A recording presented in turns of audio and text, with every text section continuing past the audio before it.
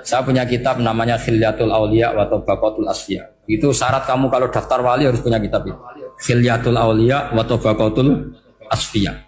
Itu karangannya Abu Nu'aim Al-Asfihani. Kitab itu yang jadi indukan Ihya ketika menyebut manaqibul akhyar. Kita tahu Ihya kalau bab tasawuf mengikuti Kutil Qulub yang dikalang Abu Thalib Al-Maddi. Kalau fikih tentu beliau mengikuti Imam Haromen gurunya, yaitu kitab Nihayatul Matlab fi Dirayatil Madhab. Kalau manaqibul akhyar beliau mengikuti kitab Khilyatul. Dan ngikuti itu penting kalau dalam tradisi kiai. Gak boleh seorang kiai kok mikir sendiri. Namanya mustakil. Kalau mustakil itu mubtadi', bikin tatanan baru dalam agama. Justru ulama itu harus niru sebelumnya karena sanad itu harus musalsal. Gak boleh Imam Syafi'i bilang haram terus kamu bilang halal, terus murid kamu bilang makruh, terus muridnya kamu ya pokoknya khilaful aula. Nggak boleh gaya-gayanan gitu. Kalau di kampus plagiat itu dilarang, kalau di pondok itu wajib. Makanya banyak kalau tes itu ngerpek, karena belajar itu tanpa batas katanya. Lu kok ngerpek? Mboten ya, jadi belajar kapan saja. Jadi mboten ngerpek, mutolaah pas tes. Jadi kacau tuh santri. Mutolaah tapi pas apa? Tes. Itu dalam kitab Khilyatul Auliya diterangkan. Uniknya rawinya itu siapa? Sufyan bin Uyainah, orang yang sangat khusyuk, gurunya Imam Syafi'i. Kita tahu Imam Syafi'i punya guru zaman di Mekah itu namanya Muslim bin Khalid Az-Zanji. Dalam hadis ngikuti Sufyan As-Sawri sama Ibnu Uyainah. Tapi beliau intisabnya lebih ke Imam Malik ketika ngaji apa? Muwatta. Terus beliau punya guru usul fikih namanya Muhammad bin Hasan Asy-Syaibani. Itu Sufyan bin Uyainah dalam kitab itu diceritakan pernah suatu saat Isa sama Yahya, ini supaya saya tahu fikihnya Mbah Mun, fikihnya Mbah Mus. Isa sama Yahya itu satu nabi yang sama-sama muda, yang satu angkatan. Saya berkali-kali cerita, nabi yang satu angkatan itu ada 3, tapi yang 2 ini nggak level, yaitu Ibrahim dan Lut. Tapi nggak level karena Lut itu adalah pernah keponakan siapa? Ibrahim. Musa dan Harun, tapi Harun itu nggak levelnya Musa karena dia jadi nabi berdasar proposal Nabi Musa. Jadi Nabi Musa itu alsak, agak pelak, sehingga beliau kalau menjelaskan kesulitan terus pakai jubir.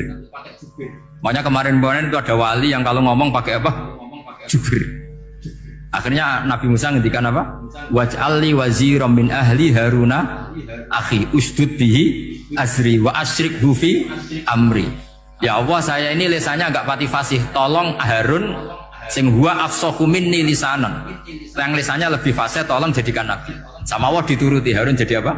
Nabi. Tapi yang dapat wahyu Musa, jadi dia hanya jubir. Makanya seangkatan tapi tidak level. Yang seangkatan level itu hanya Yahya dan Isa. Nabi Isa kita tahu berstatus wa yukallimun nasa fil mahdi wa kahla. Jadi mulai kecil sudah pinter.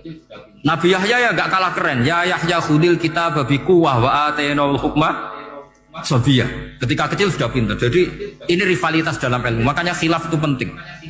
Jangan gontok-gontokan, berarti ratau ngaji. Khilaf itu penting. Nabi Yahya itu kalau jalan-jalan sampai Nabi Isa, itu yang Nabi Yahya mesti tanya, Aina khiyarun nas, rumahnya orang baik mana? Saya mau nginep di situ. Mesti tanya gitu kalau di satu perkampungan yang beliau-beliau sedang jalan-jalan. Tapi kalau Nabi Isa tanyanya aneh. Aina syirarun nas, wong sing elek-elek manggone nang ndi? Akhirnya ini kan terjadi debat, tapi karena sama nabinya ya tidak debat usir terus kubu-kubunan kosong berapa sama kosong berapa, enggak, ini sama ya sama-sama kosong-kosong, sama-sama orang ikhlas itu kosong-kosong. Sama lama terus debat kecil. Kenapa kamu tanya aina khiyarun nas? Mana orang-orang baik? Jawabnya Nabi Yahya, ya kumpul orang baik itu enak, nyaman, teduh, enak lah. Nah kamu kenapa kau tanya mau nginep di aina syirarun nas? Ana nabiyun, ana tabibun, udawil mardu. Saya ini dokter, nabi itu dokter. Di mana-mana dokter menunjukkan yang sakit.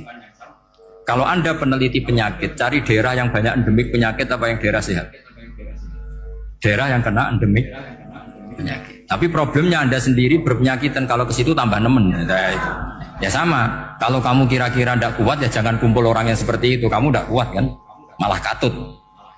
Tapi fikih-fikih kiai-kiai kita, guru-guru kita, berteman orang macam-macam tenang saja. Karena mereka kekuatan kesalehannya sudah absolut, sudah kuat sekali. Ya tentu bi'aunillah wa bitaufiqih. Jika kamu tidak usah meki para guru-guru kita.